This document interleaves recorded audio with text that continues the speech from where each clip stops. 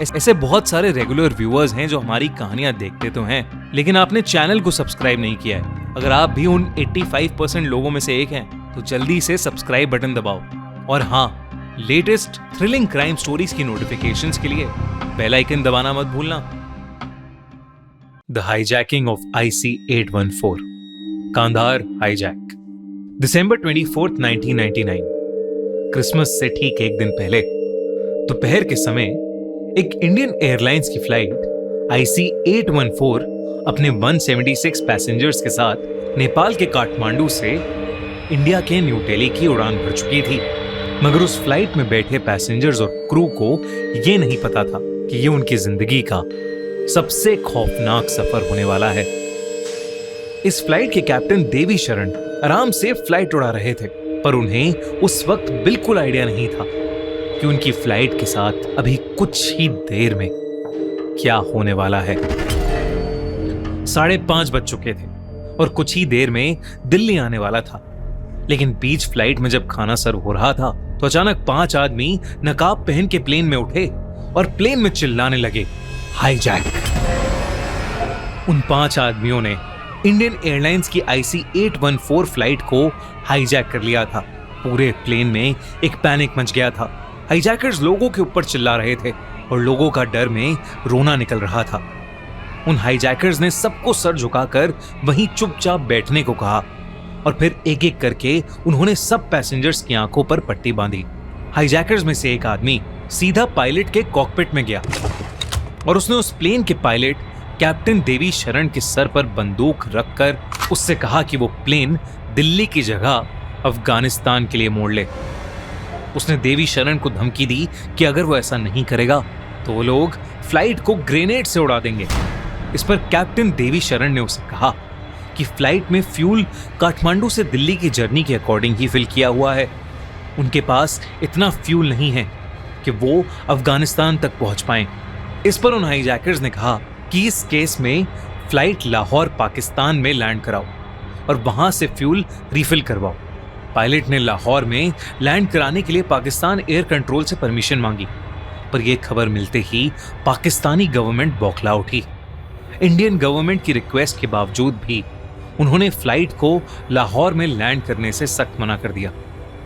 तब देवी शरण ने किसी तरह टेररिस्ट को अमृतसर लैंड करने के लिए मनाया ताकि वो वहां से फ्यूल रिफिल करा सके। ये इंडियन गवर्नमेंट के लिए फ्लाइट में फंसे हुए लोगों को बचाने का एक सुनहरा अवसर था, क्योंकि फ्लाइट अब इंडिया की सरजमीन पर लैंड हुई थी। पंजाब गवर्नमेंट देरी ना करते हुए अपने फाइटर जेट को प्लेन के पास उतार के रेस्क्यू ऑपरेशन करना चाहती थी, मगर सेंट्रल गवर्नमेंट को डर था कि कहीं इस ऑपरेशन में कोई कैजुअलिटी ना हो जाए, मतलब कि कोई इनोसेंट बिना वजह मारा ना जाए। सेंट्रल और लोकल गवर्नमेंट की लैक ऑफ कोऑर्डिनेशन की वजह से प्लेन के रिफ्यूलिंग के काम में बहुत देरी हो रही थी और टेररिस्ट को शक होने लगा। उन्होंने कैप्टन शरण को धमकाकर फ्लाइट बिना रिफ्यूल कराए ही टेक ऑफ करवा ली। लो फ्यूल की वजह से फ्लाइट में मौजूद सभी की जान को खतरा था। कैप्टन शरण ने एक बार फिर पाकिस्तानी गवर्नमेंट से परमिशन मांगी।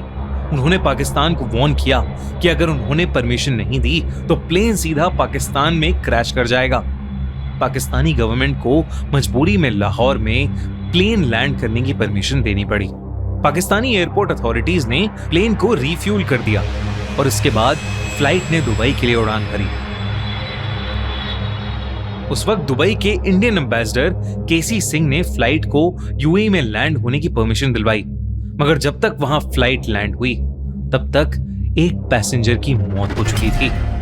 25 साल के रूपिन कटियाल की हाल ही में शादी हुई थी और वो अपनी पत्नी के साथ अपने हनीमून से लौट रहा था जब उनमें से एक हाईजैकर ने उसको गोली मार दी। कई पैसेंजर्स घायल भी हो चुके थे। दुबई लैंड करके 27 पैसेंजर्स को एयरपोर्ट पर ही छोड़ दिया गया और रूपिन कटियाल की बॉडी को वहीं फेंक दिया गया। अब तक इंडियन गवर्नमेंट को समझ में नहीं आ रहा था कि हाईजैकर्स का मोटिव क्या है, क्योंकि अभी तक उन्होंने अपनी कोई भी डिमांड्स नहीं रखी थी। इसी दौरान इंडियन गवर्नमेंट ने यूएई गवर्नमेंट से रेस्क्यू ऑपरेशन करने की परमिशन मांगी, पर यूएई ने यह रिक्वेस्ट डिक्लाइन कर दी। एक बार फिर फ्लाइट ने उड़ान भरी और अपने फाइनल डेस्टिनेशन कांदाहार अफगानिस्तान में जाकर लैंड हुए। अफगानिस्तान में आज की ही तरह उस वक्त भी तालिबान की गवर्नमेंट थी और इंडिया ने आज की ही तरह उसे एक लेजिटिमेट गवर्नमेंट मानने से इनकार कर दिया था और इसीलिए अफगानिस्तान में कोई इंडियन हाई कमीशन नहीं था। फ्लाइट लैंड होते ही तालिबान के मिलिटेंट्स ने उसे चारों तरफ से घेर लिया। पाकिस्तान के इस्लामाबाद एरिया के हाई कमीशन को नेगोशिएट करने के लिए भेजा गया। वहीं दूसरी तरफ पूरी दुनिया का ध्यान अपनी तरफ खींचने के लिए तालिबान ने हाईजैकर्स और इंडियन गवर्नमेंट के बीच मीडिएशन यानी बातचीत करवाई। हाईजैकर्स ने नेगोशिएशन में इंडियन जेल में बंद 35 मिलिटेंट्स और $200 मिलियन की डिमांड की। तब एक स्पेशल टीम ने हाईजैकर्स के साथ नेगोशिएट किया और रिजल्ट ये निकला कि हाईजैकर्स को 3 टेररिस्ट की रिहाई चाहिए। वो 3 टेररिस्ट थे अहमद उमार सईद शेख, मुश्ताक अहमद जारगर और सबसे इंपॉर्टेंट शख्स मसूद अजहर। पर इन हाईजैकर्स की डिमांड को समझने के लिए हमें 5 साल पहले 1994 में जाना पड़ेगा, जब मसूद अजहर, जो एक टेररिस्ट ऑर्गेनाइजेशन हरकत-ए-उल-मुजाहिदीन का फाउंडर था, फेक आइडेंटिटी बनाकर वो इंडियन अथॉरिटीज को धोखा देकर कश्मीर आ गया था। उसकी श्रीनगर आने की वजह थी कि वो कश्मीर में आतंक फैलाना चाहता था। 11 फरवरी 1994 से कुछ दिन पहले इंडियन आर्मी को मसूद के कश्मीर में होने की टिप मिली और उन्होंने उसे 11 फरवरी को कानाबाल के पास अरेस्ट कर लिया। इसके बाद मसूद के टेररिस्ट ऑर्गेनाइजेशन के मेंबर्स ने उसे इंडियन जेल से निकालने के लिए 2 बार कोशिश भी की, लेकिन वो इसमें नाकाम रहे। उन्होंने फिर एक नया प्लान बनाया और जुलाई 1995 में उन लोगों ने 6 फॉरेन टूरिस्ट को कैप्चर कर लिया और सरकार से मसूद को छोड़ने की डिमांड की, मगर सरकार नहीं मानी।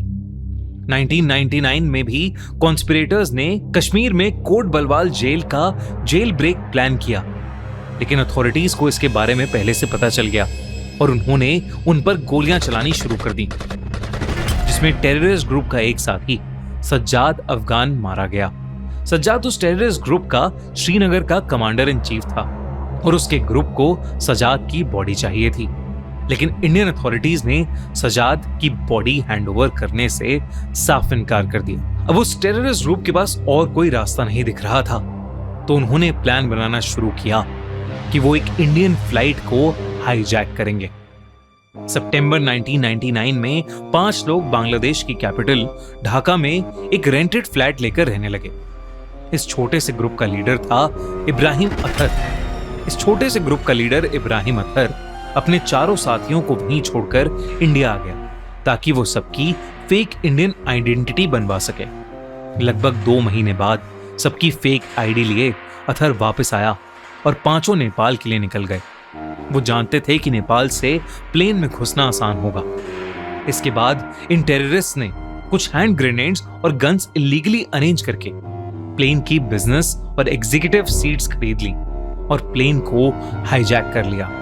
इंडियन गवर्नमेंट के पास उनकी डिमांड्स मानने के अलावा और कोई रास्ता नहीं बचा था, इसलिए उस वक्त के फॉरेन मिनिस्टर जसवंत सिंह अपने साथ उन 3 टेररिस्ट को लेकर कांदाहार चले गए। इसके बाद उस फ्लाइट में 7 दिन से हॉस्टेजेस बनकर फंसे हुए पैसेंजर्स को फाइनली रिहा किया गया और 31 दिसंबर को सेफली इंडिया लाया गया। जो 3 टेररिस्ट रिहा किए गए उनमें से मसूद अजहर ने आगे चलकर जैश-ए-मोहम्मद बनाई, जिसने इंडिया में parliament attack, Mumbai 26/11 attack, Uri और पुलवामा अटैक कराए। इंडियन गवर्नमेंट को उस वक्त शायद ये आइडिया होगा कि करीब 160 लोगों की जान बचाने के बदले पूरी दुनिया भर के लोगों की जान कॉम्प्रोमाइज होने वाली थी, पर उस समय अपने पैसेंजर्स को जिंदा वापस लाना इंडिया के लिए सबसे इंपॉर्टेंट था और तब से लेकर आज तक इंडिया में फिर कभी कोई प्लेन हाईजैक नहीं हुआ है। दोस्तों, अगर आपको एक कहानी अच्छी लगी तो हमारे चैनल द क्राइम शो को जल्दी से सब्सक्राइब करो और देखो ऐसी दिल दहला देने वाली क्राइम स्टोरीज।